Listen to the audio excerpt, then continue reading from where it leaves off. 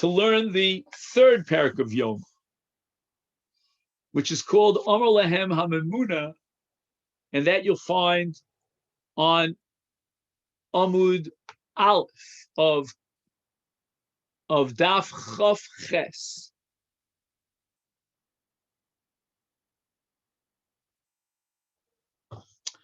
I made this decision last night at a very late hour,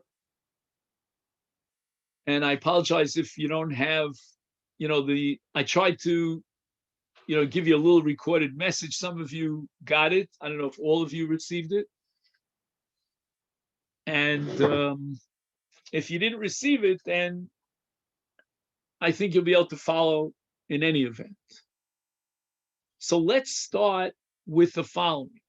The Avodas Yom Kippurim of the Kohen Gadol begins at night, and the sugyas of the Avod at night, which primarily focus on the Deshen, I'll explain what that means in a second, they are recorded in the second chapter of Masechet Yoma.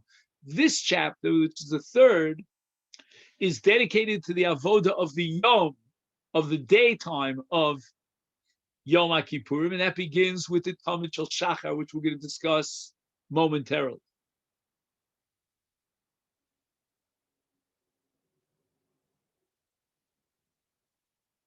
Now, I have, if I have my, excuse me for just a second.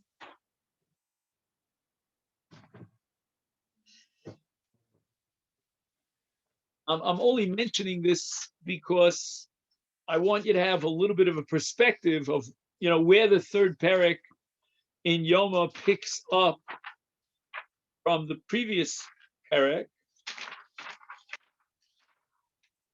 So he points out that in the previous Perek, they had something called a pious.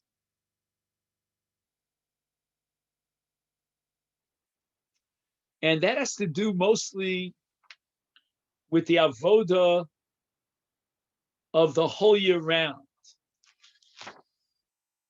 Not just Yom Kippurim, because the pious, as we mentioned in the past, that was a lottery that they would use to divvy up the avodas hakonim, the Anshe Mishmar, and so forth.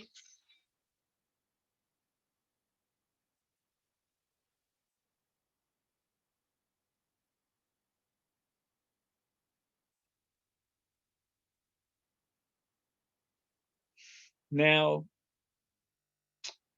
the second chapter, the first chapter is mostly about quarantining the Kohen Gadol a week before Yom Kippur. The second chapter begins with the discussion about the Trumas HaDeshet. And he talks about separating a shovelful of ash from the Mizbeach.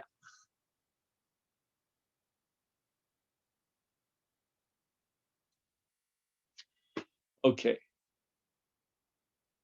Now we're talking about the first avoda of the daytime, which the Kohen Gadol has to perform himself personally, and that is the Talmud Shel Shachar, beginning with Shechita.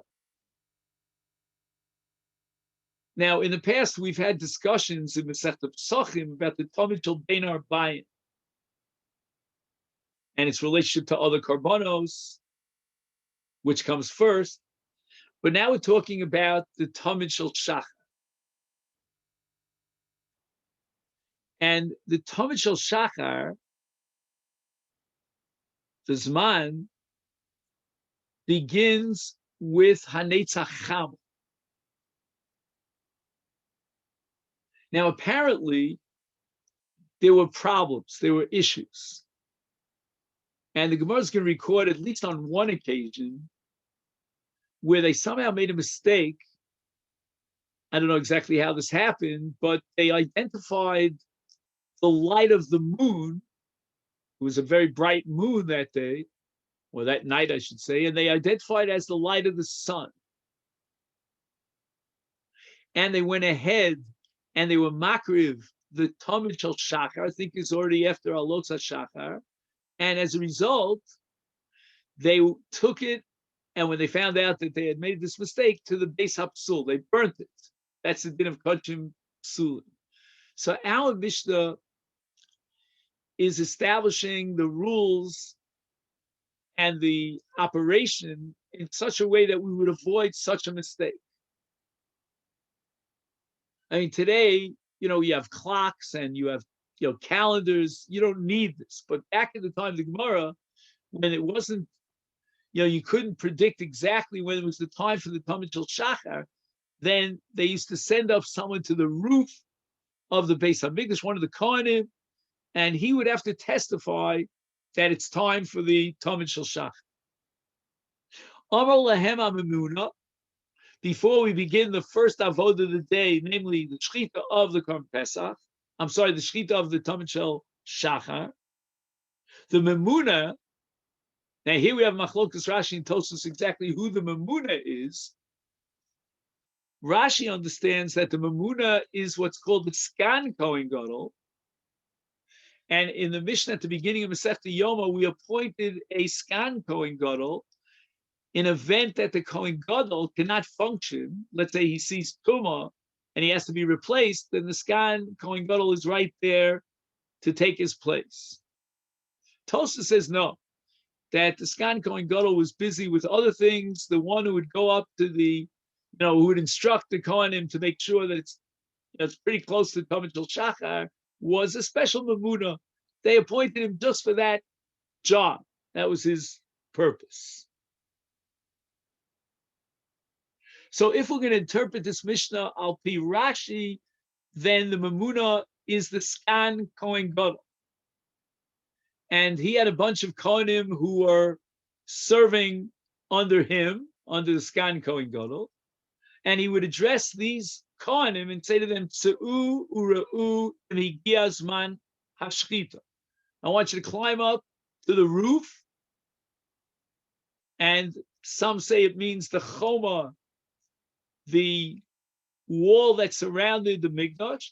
And I want you to, from that vantage point, tell us, higia zman hashchita. Now, the zman hashchita, the Rambam here in Pirush HaMishnah says, is Mishaheir HaMizrach. Means that the eastern horizon has changed its color. It's beginning to get red, to glow in a red kind of color. Now, exactly when Heir HaMizrach is, some say it's Amud HaShachar, and others say that Amud HaShachar is earlier and Heir HaMizrach is later. So again, the entire eastern horizon is red. That's later than Amud HaShachar, according to those. Now, all this is being done because if the Tamid was shechted b'layla, then it's possible. And that was the case that actually took place. Now, the Mishnah ensues with a discussion, and the Bryce and the Gemara is going to elaborate even more. What was the declaration of the Kohen who actually saw Heir Pnei HaMizrach? What were the words? How did he enunciate it? Higia haroeh, when the person who's the roa, he was sent up to the Gag, to the high point, or to the Choma, as we said before, and he witnesses Heir HaMizrach. Omer, he declares, Bar Koi. Bar Koi means Heir Hayom. The light of the day can be seen on the horizon. That's called Bar Kai. The Bryce in the Gemara is going to make it much more sophisticated than just Bar Kai. Now, the word Bar Kai is an Aramaic translation of the word sohar. You may remember the word sohar from Parshas Noah. In any event, sohar is when you see the light of day, that's called sohar. And in Aramaic, it's called barkai.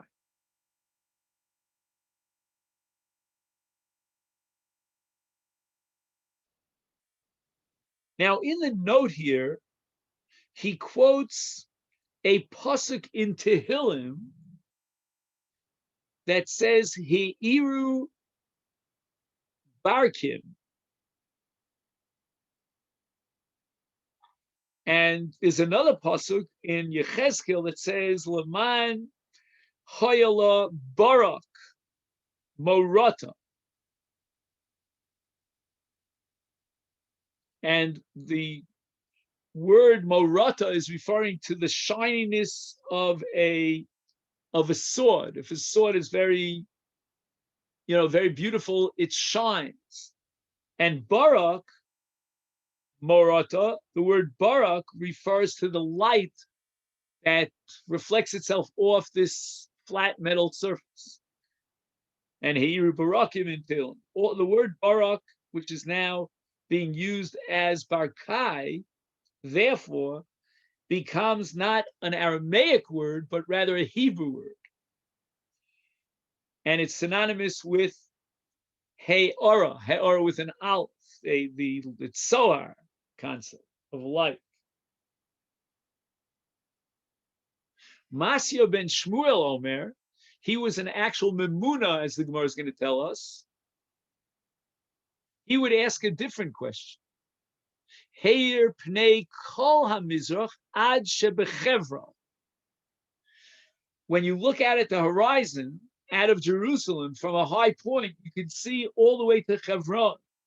And he wanted to know whether or not this light on the horizon, this redness from the sun that's about to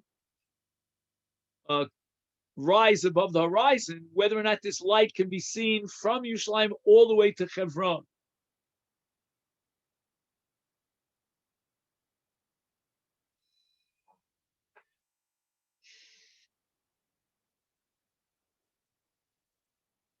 Vehu, and according to Masya, who says that we just asked a question to that Kohen, Omer, the Kohen will respond, hey, yes.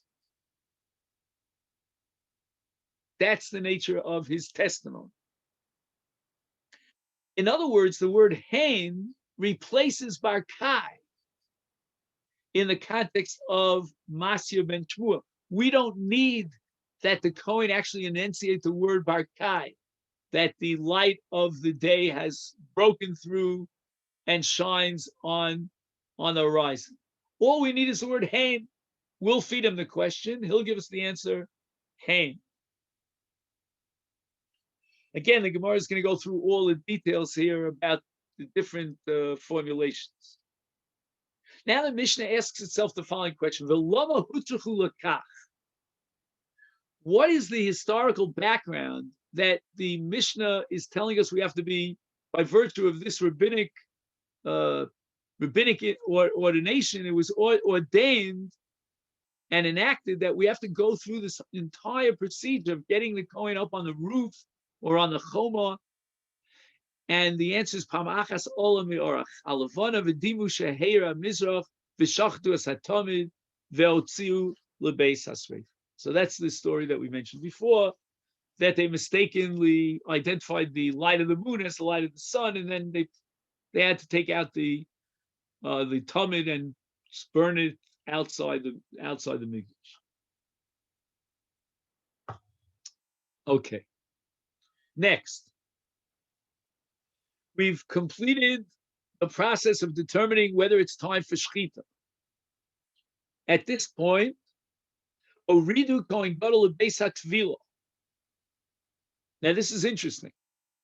The Kohen Gadol has to be tovel, and we said there's an area right there in the Azara called the Beis HaTvila. This Tvila is what we call a tfilas avoda, in this case for the avoda of the shchitas talmid, that has nothing to do with the classic tefillah for other kohanim. Classically, the other kohanim will need tefillah when they, if I can use this phrase, go to the bathroom. Well, but I mean, going to the bathroom, I mean a real, real bowel movement. Now, if a kohen urinates, then you need what's called kiddush yadayim v'raglayim in the kior. That's not as radical as tefillah in a mikvah. In the case of the kohen gadol, beginning the avodah of the day of Yom Kippur, it doesn't matter at all whether he went to the bathroom, he didn't go to the bathroom, urinate. None of that is relevant. He needs tefillah. And I have in my note here that there were 5 times during Yom Kippur that the Kohen Gadol required tefillah. There were 10 occasions during the course of Yom Kippur that he required kiddush yadayim v'raglayim. Again, all this is for the certain purpose of the avodah of Yom Kippurim. It has nothing to do with other occasions or other reasons that might occasion tefillah or kiddush yadayim v'raglayim, like in the case of going to the bathroom. Sha'osa Kohen Gadol b'Yom Kippurim shenemer b'Torah. It says in the Torah in Parshas Achremos, with regard to the Kohen Gadol on Yom Kippurim, that he has to change his garments from Big Day Zahav to Big Day Lavan. Right, the Big Day Lavan were 4 begadim that he wore when he went into the Kodesh.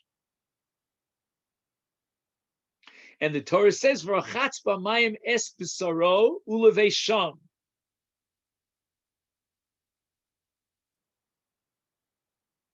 So that when he changes his garments from Big Day Zav to Big Day Lavan, the Torah says, "Rachatz b'mayim es b'saro," which is Tvilah. Now, what about the opposite? When he changes from Big Day Lavan to Big Day Zav, this is on his way out of the Kodesh, there the Torah says, "V'rachatz es b'saro b'mayim." So therefore, we derive that the conclusion that the Kohen Gadol needs Tvilah before each avoda and avoda on Yom Kippurim when he has to change his garments. And later on, we'll see exactly how often during the course of the day does he have to change his garments. But basically, it should come up to 5 times. Okay.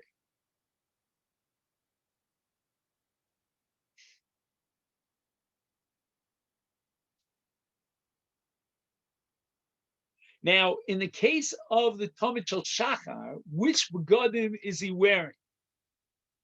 And the answer is he's wearing Big Day Zahav because he's doing this avoda in the Azara. It's only when he goes into the Heichal that he changes to Big Day Lavan. So now he's at the point where he's Lovesh Big Day Zahav and he has to go to the mikveh to be Tovel first. And then the Mishnah ends with a klal, and this klal applies the whole year round. Klal hoya b'mikdash kol ha-Masechet raglav. That means he had gdolim, meaning he had excrement. Ton tefillah, but kol ha-matil mayim, if he only urinated, is ton kiddush yadayim raglayim, and that's from the kior and the mikdash. So that last part really is not connected to our Perek. We're dealing with Avodas Yom Kippurim and the Kohen Gadol.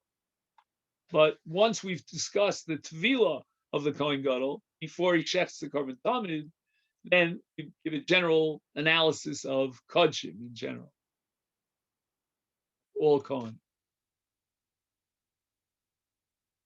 The Rambam writes in Hilchos Bias Mikdash Perek, mitzvahs aseh min Torah shekoin tzarich lekadish yodav v'raglav kodem avoda b'beis hamikdash shenemar v'rachatzu Aaron ubanov mimenu es yedeim. I think we're going to read that this Shabbos, if I'm not mistaken. Parshas Titav. V'rachatzu Aaron ubanov mimenu es yedeim. Avad below kiddush chayiv misa v'dei shamayim v'avodasa psula.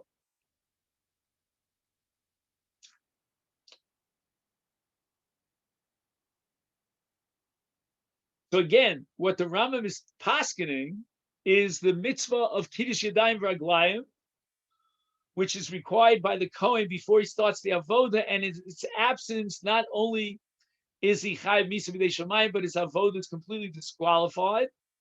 And then the Rambam writes, Klal Hoya B'Mikdash Shelo Yikones Adam Lazara Lavod Avoda Below Tvila.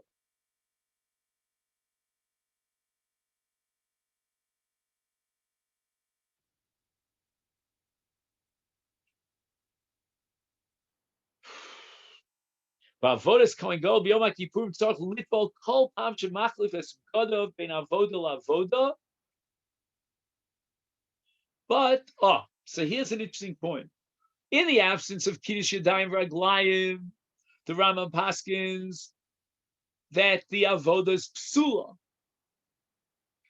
But in the case of Tvila of the Kohen Gadol, when he changes his garments from Bigdei Lavan to Bigdei Zav or vice versa, then the Rambam says, Lo Tavel Beineim Avodas Ksheira. That b'di'eved, we're going to recognize and validate his avodah.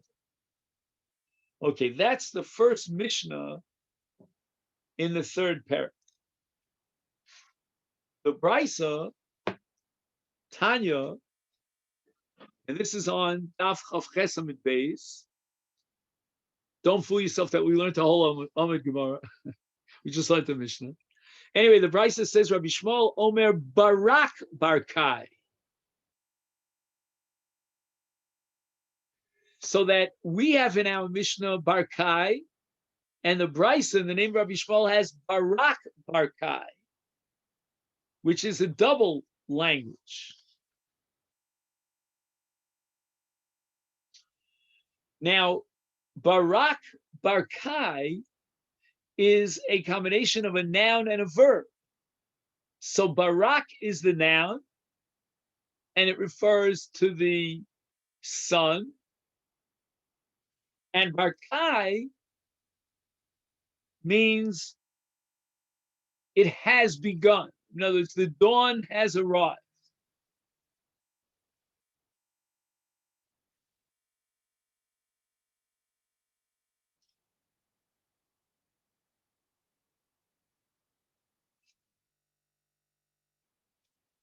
Now, Rashi seems to give us the impression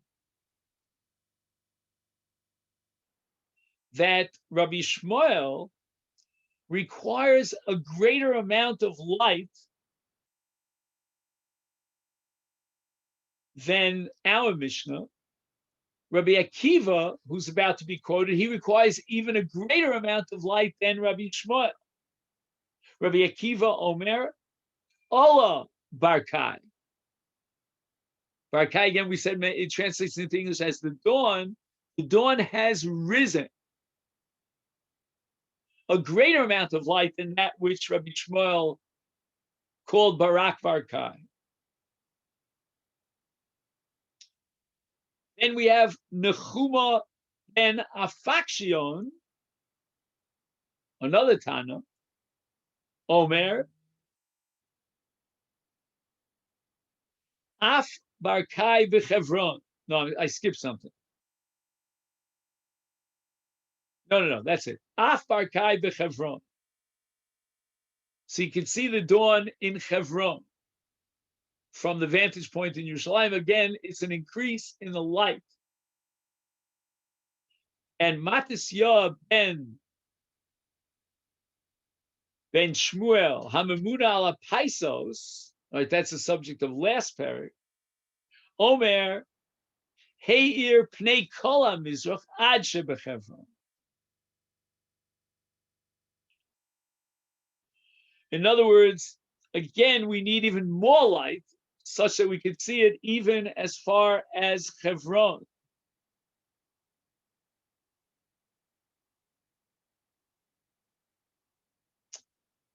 But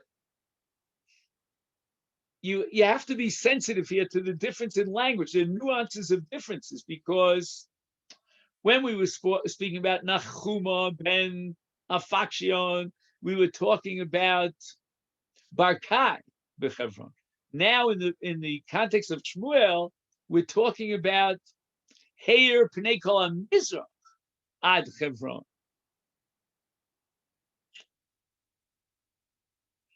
So I think that Heir Pnei HaMizrach is even more light than Barkai.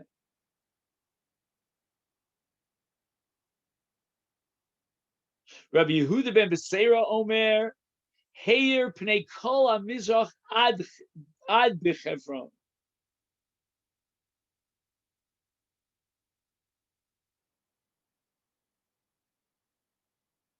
So notice the entire sky is lit as far as Hebron is concerned.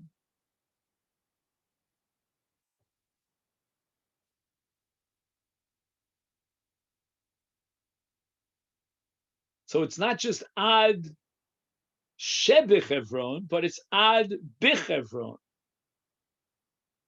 Again, a nuance of a difference. And v'yotzu kol ha'am each lemalachta.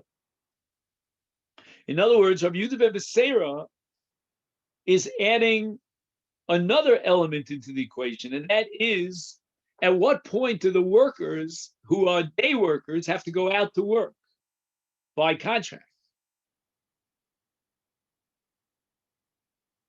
And he says this is a later period of time than the other Amoraim have it. It's Heir Pnei Kol HaMizrach ad b'Chavron, and that's considered day as far as labor is concerned, as far as contractual agreements with a labor. So the Gemara immediately asks a kasha on Rabbi Yehuda ben Beseira, Ihachi, are you saying that we have to wait until the point in which the various Polim go out to do their malacha? Is Nagale Tuva.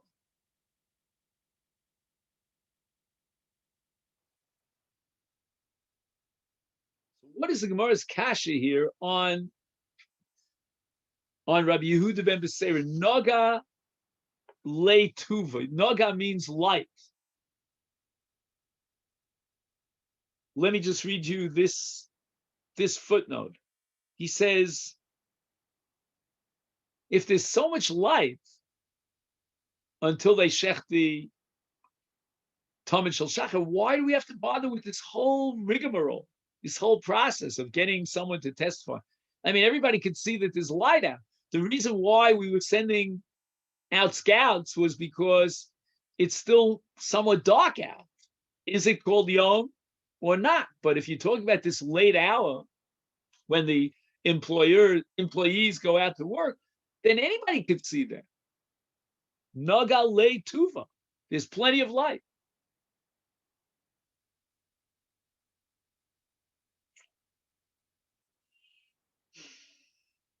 So the Gemara says, Liskar Polim coming. He never meant to say that this testimony about the abundance of light, the intensity, is relevant to the Talmud Shel Shachar. You misunderstood him.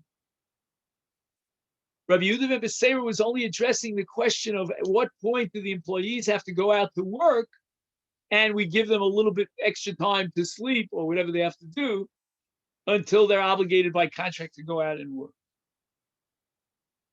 So that Rabbi Yehuda ben Beseira's Heir Pnei HaMizrach ad b'Chevron, that's only relevant for the other issue. When is the contract binding? At what point in time at daybreak do the workers have to go out to work?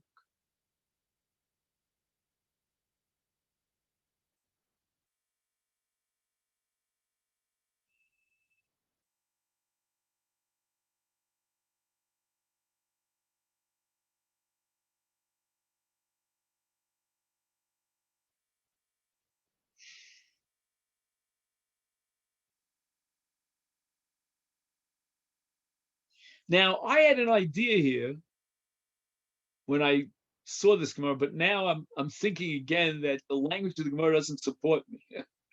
So you'll be the jury. I'll say it over quickly because I see it's getting late. Could it be possibly the following? That in truth, even Rabbi Yehuda ben Beseira's shir, his quality of light, is early. I mean, not early relative to the Talmud Shachar that we saw in the other shitas, but relative to daybreak. It's not really fully day yet, because he's talking about a period of time of Heir Pnei HaMizrach. We don't see the sun on the globe of the sun is not risen above the horizon. We see the patches of light towards the east where the sun is about to rise. So we're still before Hanetzach Chama. I thought that maybe, but again, now I have a second thought. I'm not sure that maybe Rabbi Yehuda ben Beseira is telling us an unbelievable chiddush, that even though contractually they don't begin their work until later when the sun is out, but they're obligated to take in consideration the amount of time it takes them to travel to locate themselves at the place of work, let's say the fields. They have to go out earlier so that they can begin their work by contract immediately with sunrise. So you have dawn, which is very early, then you have sunrise, and in between there are a whole bunch of different gradations. And Rabbi Yehuda ben Beseira says that even though it's not really Yom in the full sense, because we're before Hanetzach Chama, but nevertheless the workers should already go out to the fields and locate themselves. Like, for example, when you hire a person, he has got to take a train. On whose cheshbon is that time that he's traveling, travel time? Is it on the cheshbon of the maskir or on the cheshbon of the socher? This is a whole sugya bab mitzvah and asoches hapolim.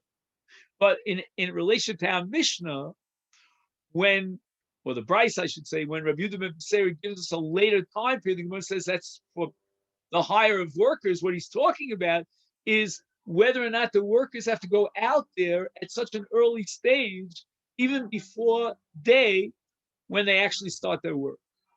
But now I'm thinking, as excited as I was about it, but if you look at the language of the Gemara, it says Liskar Paulim Kamrina. He's not referring to the employees, to the workers. Liskar is a reference to the employers. And when do they have to go out and hire their workers? And that's going to be the time of Heir Pnei Kol HaMizrach Ad B'Chevron.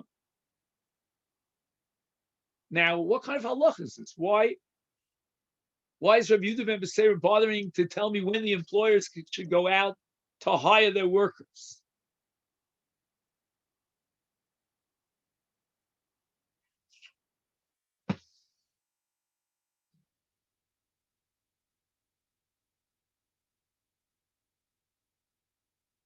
I don't know.